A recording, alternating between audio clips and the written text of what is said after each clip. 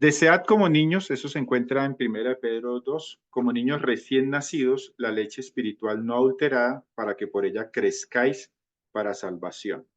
Es parte del proceso del crecimiento del creyente, es el estudio de las Sagradas Escrituras. No debiera ser una materia, debiera ser eh, el estilo de vida del creyente.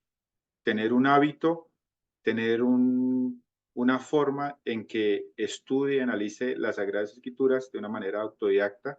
Y de hecho es una de mis propuestas en los años por venir, que Dios me mantenga en la iglesia, y es que podamos crear un sistema donde el creyente sea autodidacta de las Sagradas Escrituras y que la hermenéutica simplemente sea el adquirir herramientas, pero el continuar estudiando las Sagradas Escrituras sea responsabilidad personal, sea responsabilidad de cada creyente, ¿no? Y como iglesia, pues queremos brindarle esas herramientas. Como lo dice el pasaje, desear. El tema del estudio de las Sagradas Escrituras tiene una actitud del creyente. Y esa actitud es realmente, cuando dice desear como niño recién nacido, pone la gráfica, ¿sí? ¿Cuál es la intensidad con la que un niño recién nacido, los que han sido mamá y que han tenido contacto con mamás, es ese deseo de tener leche, ¿sí? De comer?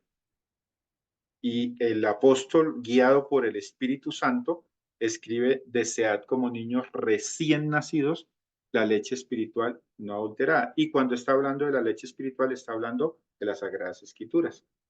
O sea que es un deber ser del creyente de tener ese contacto constante con las Sagradas Escrituras. Y lo pone en la gráfica o en el mismo lugar de la comida, ¿cierto? La comida esencial para el bebé.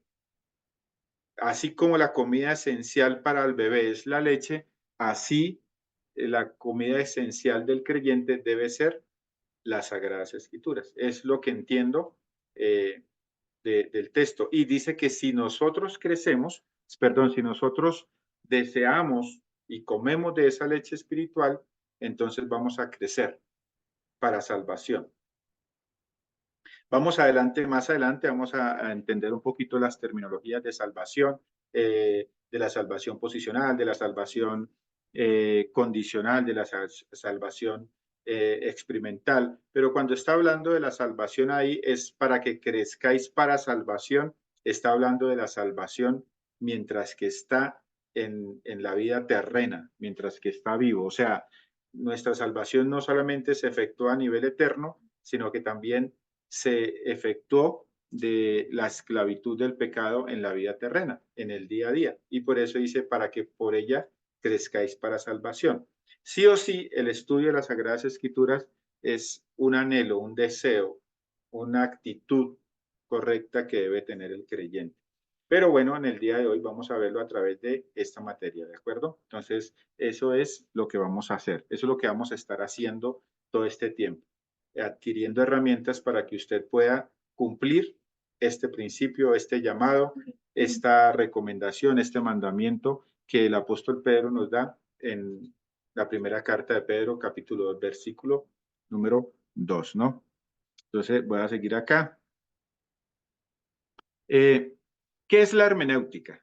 La hermenéutica es una disciplina dedicada al estudio e interpretación de textos. O sea, no necesariamente la hermenéutica es algo solamente teológico o bíblico, sino que es una disciplina. Cuando se van a estudiar textos antiguos, sea el que sea, entonces la herramienta que se usa es la hermenéutica. ¿Sí? No es solamente para la Biblia, sino para cualquier texto, especialmente textos antiguos. ¿Sí? Eh, como, pues obviamente en el caso de la Biblia. Debido a la complejidad inherente a la comunicación, no sé si me entienden el término inherente, o sea, que está fundida en la comunicación humana, eso complejo del ser humano no solamente se manifiesta en su personalidad, en su forma de pensar, sino también se manifiesta en la comunicación. ¿Sí? El ser humano es un ser complejo para comunicar. ¿Sí? Uno puede estar diciendo algo y si hay 5 oyentes, cada uno está entendiendo 5 maneras diferentes, ¿no? Y por eso hablamos de complejidad inherente a la comunicación humana, ¿no? No sé, si hay un término que no me entienden, por favor, levantan la mano y yo lo corrijo o yo lo trato de aclarar. Se requieren diversas herramientas para extraer el significado que el autor original pretendía transmitir. En nuestro caso, buscamos comprender el significado que el Señor quiso comunicar a través de los escritores que usó en las Sagradas Escrituras en diferente tiempo, en diferente época. ¿Sí? Entonces, vuelvo y transmito la idea completa. Debido a la complejidad inherente a la comunicación humana, se requieren diversas herramientas para extraer el significado que el autor original pretendía transmitir en nuestro caso, buscamos comprender el significado que el Señor quiso comunicar a través de los autores que usó, pues, en las Sagradas Escrituras. Ante la diversidad de variables presentes en la transmisión de un mensaje o idea, o sea, hay muchas, hay muchas, hay muchas variables en la ecuación, hay muchos aspectos que debe tener en cuenta la transmisión de un mensaje o una idea. Hay demasiadas directrices, no directrices, sino elementos diferentes el uno del otro para transmitir una idea. Es esencial contar con la información necesaria antes de intentar atribuir sentido a un texto, especialmente un texto bíblico o un texto que fue escrito hace más o menos unos 4.000 años. ¿Sí? Entonces hay demasiadas variables, así como usted es complejo en entender algo, en el pasado, un texto se escribió, una idea se transformó y tuvo en cuenta el estado del escritor, tuvo en cuenta la situación del pueblo, tuvo en cuenta la cultura, tuvo en cuenta el idioma, etcétera, etcétera, y a eso le llamamos variables, ¿no? Diversidad de variables. Eso es lo que nos referimos con diversidad de variables. ¿Sí? No sé si hasta ahí vamos bien.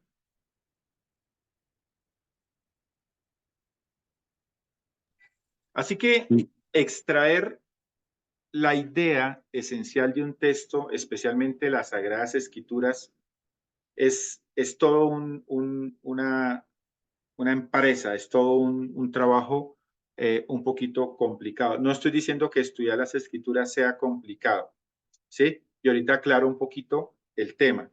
Pero siempre he visto el desentrañar, el develar, el extraer el significado correcto de un texto bíblico, siempre lo he visto como este video que estuve viendo.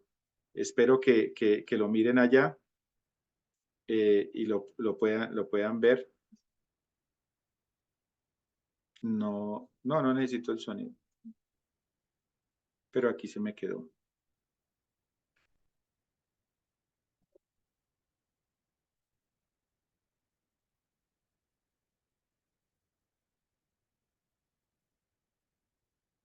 No, se me quedó.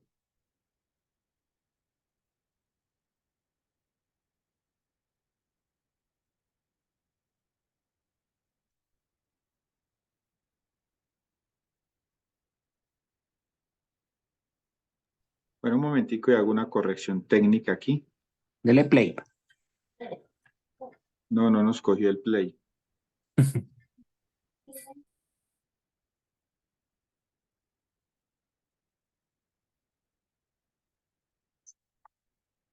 No, espérate.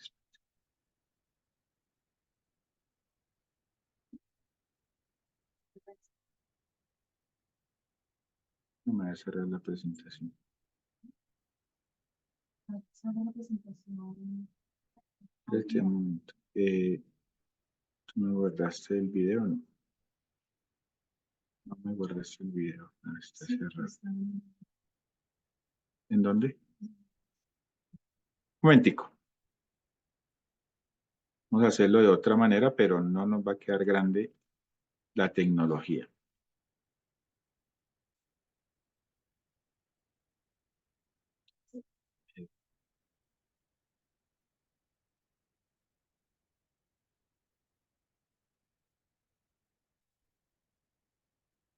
Ahí ven la caja, sí. Sí. Sí, ya no. Ya no. Un momentico. Vamos a compartir acá y vamos a Ve- ir Veo el a dueño de la caja. acá. Y Ya, comienzo. ya, sí, señor. Ok. Entonces, siempre he visto el desentrañar el significado de un texto bíblico como esta cajita antigua de seguridad. Mira todo ese detalle en las llaves.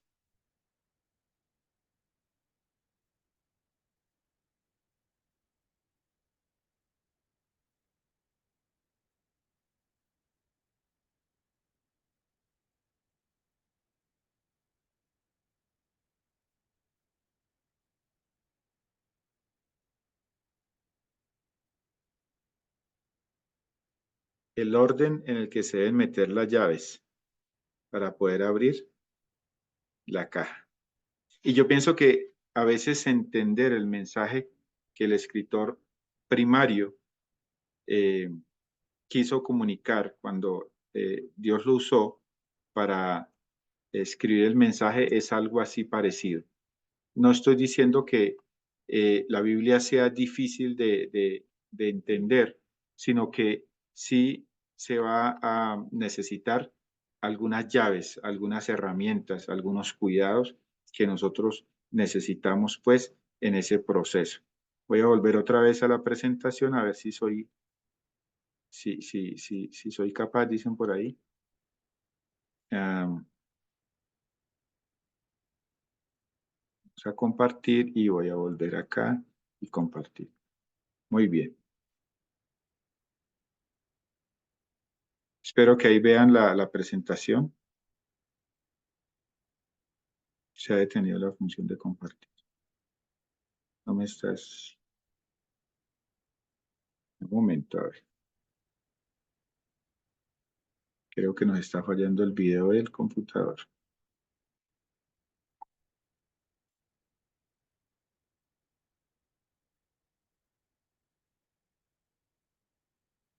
Ok. Y ahora sí vamos a compartir.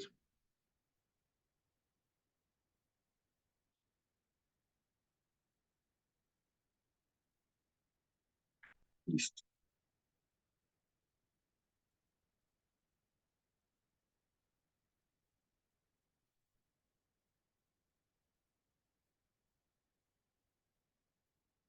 No paso de ahí. No entiendo. ¿Cómo? Sí. Espérate. El video me está bloqueando. Un momentico. Qué pena con ustedes.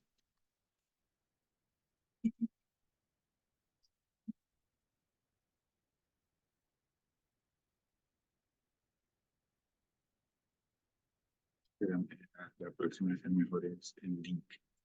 Pero llevé a YouTube. Que no.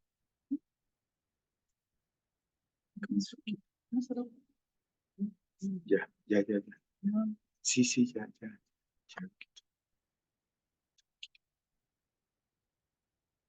Solo que, momentico, qué vergüenza con ustedes, ya listo. Mm.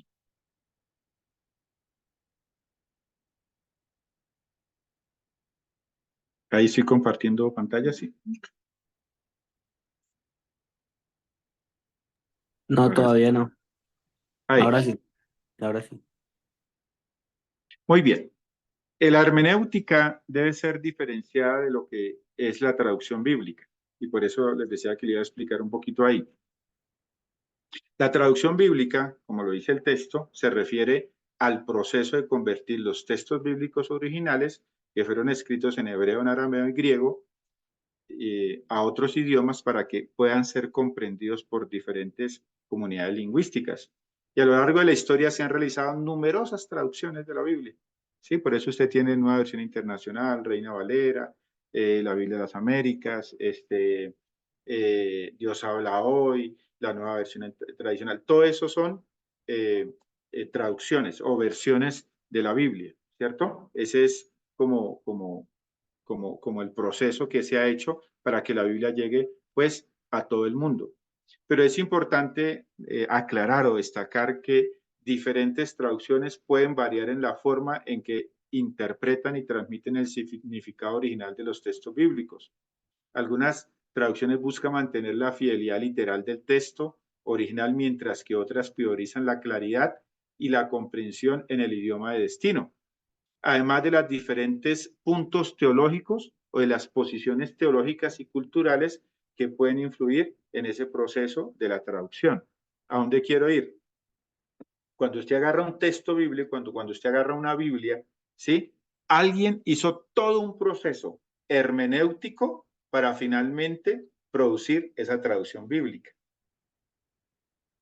O sea, alguien ya hizo el trabajo por usted, entre comillas. ¿Sí? Pero es difícil y es complicado que el traductor bíblico no deje su huella o su marca en la versión. Va a dejar su inclinación teológica, va a dejar su preferencia en la comunicación, va a dejar parte de su cultura.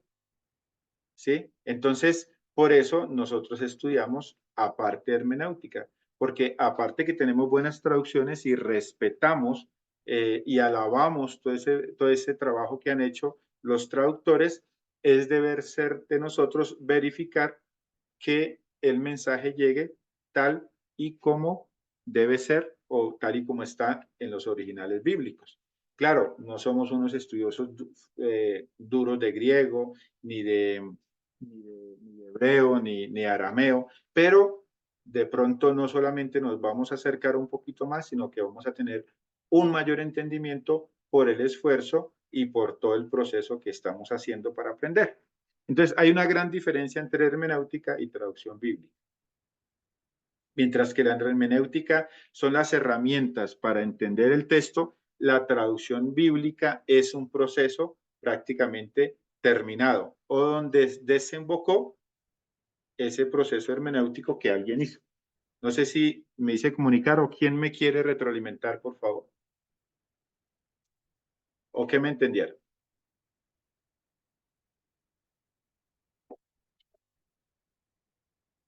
¿Cuál es la diferencia entre la hermenéutica y la traducción bíblica?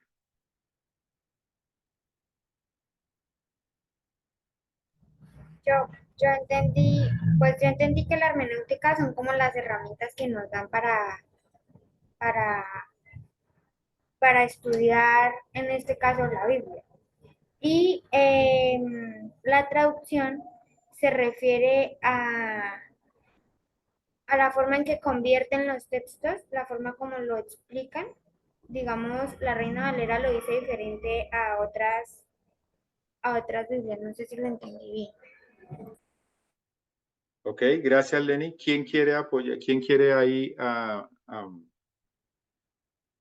complementar la idea de Lenny?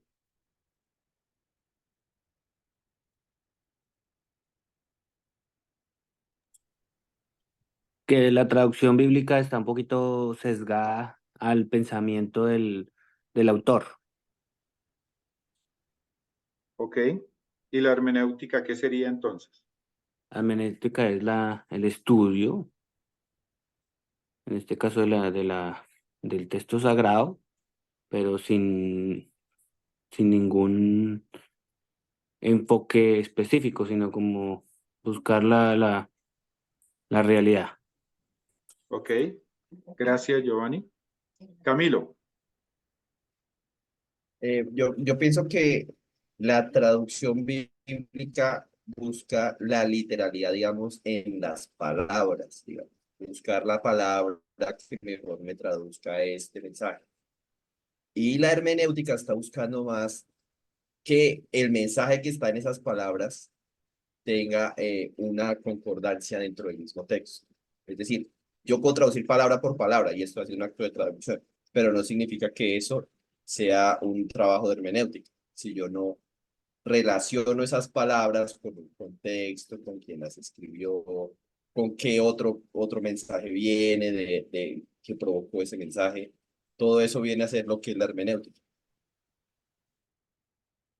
Ok, gracias, Camilo. ¿Quién más quiere compartir lo que entiende diferencia entre hermenéutica y la traducción bíblica?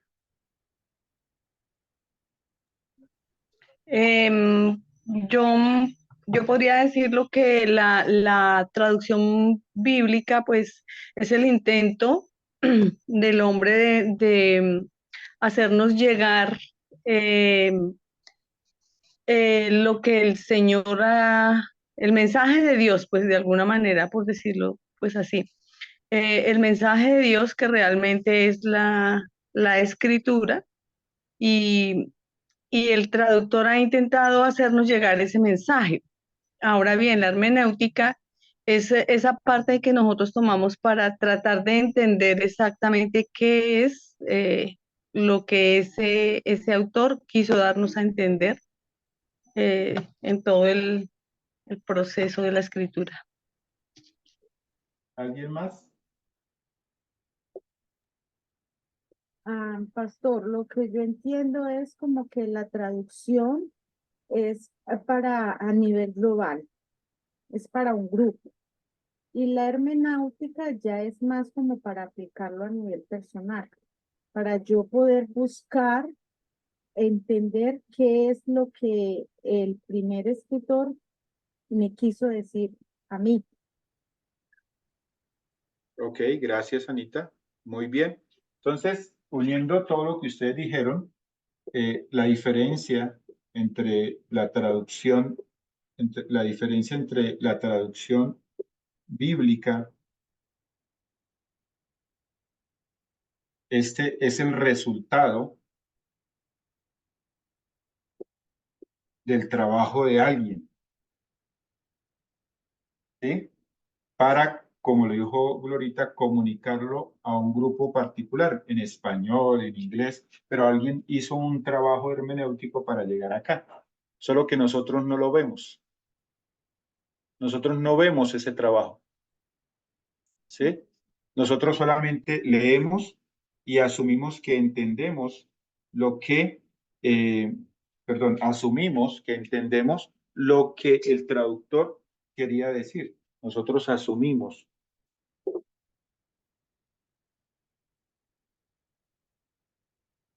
asumimos que entendemos lo que el traductor descubrió o intentó entender. Mientras que la hermenéutica son las herramientas que el traductor usó. Nosotros vamos a ir directamente a las herramientas, no al trabajo terminado. ¿Sí?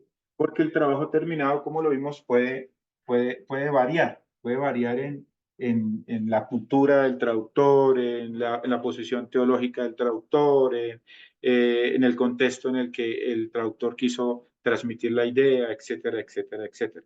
No estamos diciendo que las traducciones bíblicas sean malas, sino que obedece a todo un trabajo hermenéutica que alguien hizo. Por eso cuando usted agarra una Reina Valera, usted detrás de eso hay un equipo que trabajó para que finalmente se pudiera sacar a la luz esa traducción. Detrás de la nueva versión internacional hay todo un equipo que trabajó para sacar eso a la luz. Detrás de la nueva traducción viviente también hay un equipo que lo hizo. Y últimamente eso se llama las Sociedades Bíblicas Latinoamericanas, que están haciendo la Biblia textual, también con duros en griego y en hebreo y toda la cosa, y finalmente van a sacar un resultado que es la Biblia, que sacaron la Biblia textual. Pero otra vez, ellos hicieron un estudio, o sea, ellos masticaron la comida. Y masticando la comida, ellos se alimentaron de esa comida y nos dejaron algo a nosotros. Pero ese algo no lo pudieron impregnar en toda la traducción bíblica. Entonces, la propuesta hermenéutica es que usted empiece a masticar por usted mismo. Claro, seríamos osados y sería poco humildes decir que vamos a tratar de hacerlo. Pero en ese esfuerzo que nosotros hacemos, en ese desear, en ese anhelo, en ese esmero con que lo hagamos, Dios va a colocar su bendición sobre nosotros también. ¿Sí? Entonces, por eso es muy importante la hermenéutica, que la hermenéutica nos ayuda a que nosotros trabajemos en develar también los textos, ¿sí? Y como lo he descubierto en los 30 años que llevo en esto, ¿sí? En la cristiandad, he descubierto que una traducción bíblica muchas veces no me proporciona la idea que Dios quería transmitir en el comienzo. Y debo empezar a estudiar para tratar de mirar qué era lo que Dios quería y con eso poder ayudar a la Grey, ¿no? Entonces, se puede, ¿no? Entonces, eso es muy importante. Voy a volver otra vez a la presentación.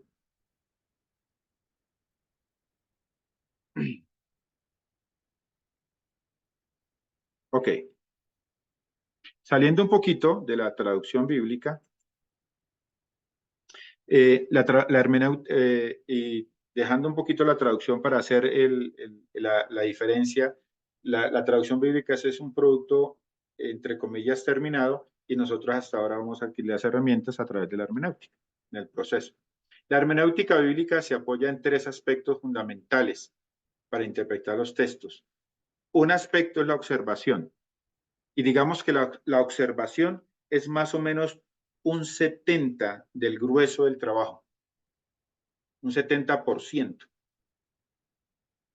¿Sí? O sea, el trabajo más arduo que uno debe desarrollar en el proceso de interpretar los textos bíblicos es observar. Dentro de la observación está la comparación, están las diferentes procesos de adquisición de conocimiento del ser humano, ¿sí? De conocimiento objetivo. La observación es muy importante, ¿sí? Por ejemplo, en el texto de Marcos dice que 4 llevaban a un paralítico, ¿sí?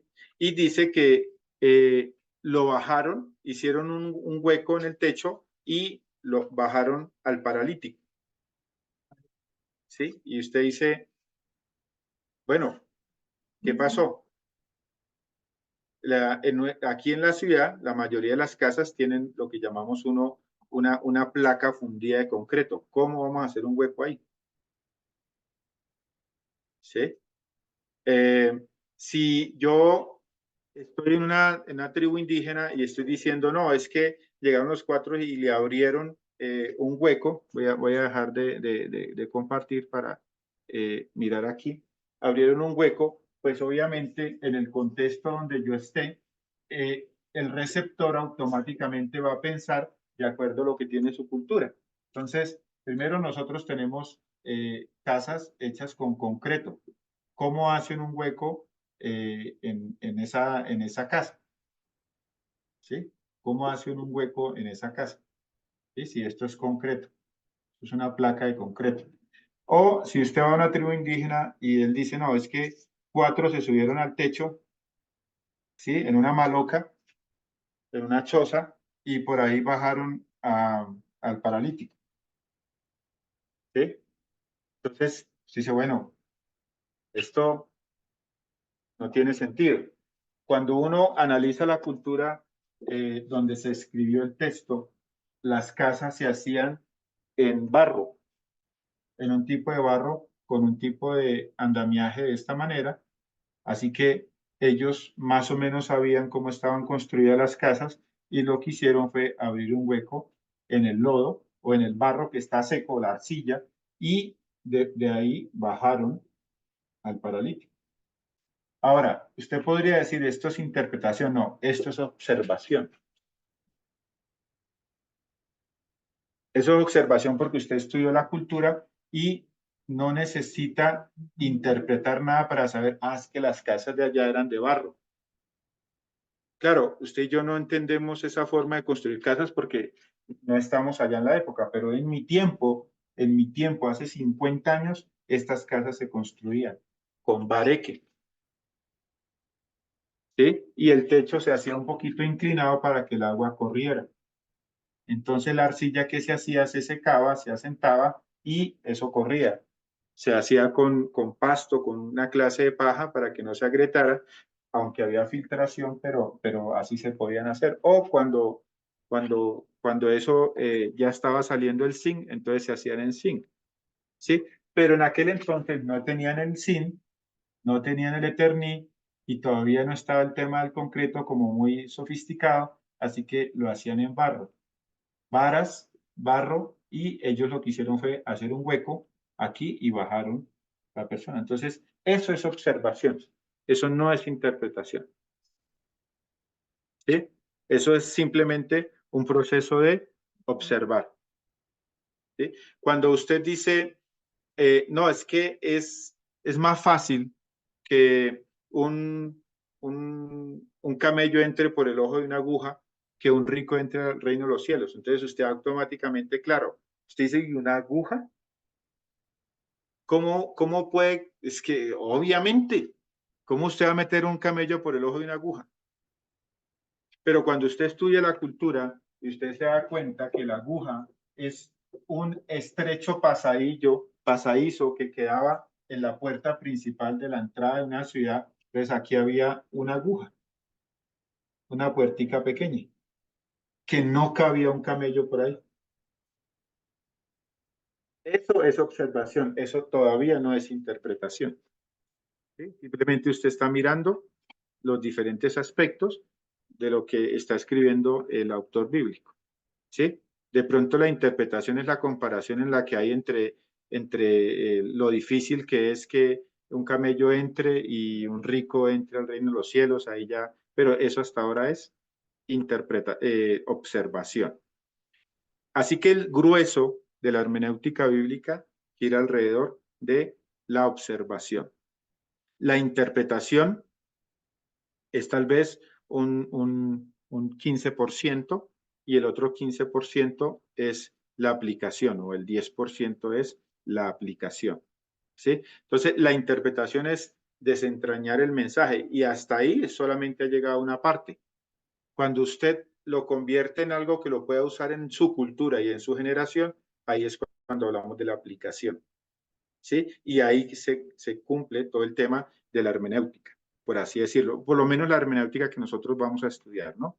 Porque hay diferentes autores que hablan de otros términos, pero la que vamos a estudiar nosotros tiene esas tres fases: la observación, la interpretación y la aplicación.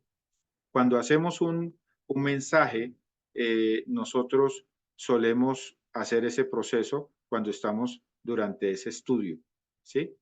¿Qué dice el pasaje? ¿Qué nos está mostrando el pasaje? Y qué quería decirnos o comunicarnos Dios a través del pasaje y cómo ese pasaje lo aplico en el diario vivir. Voy a volver otra vez a la presentación a ver si...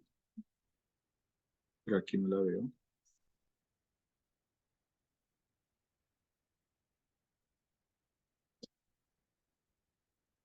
Otra vez, qué pena con ustedes. Ahora sí, vamos a compartir. Y listo.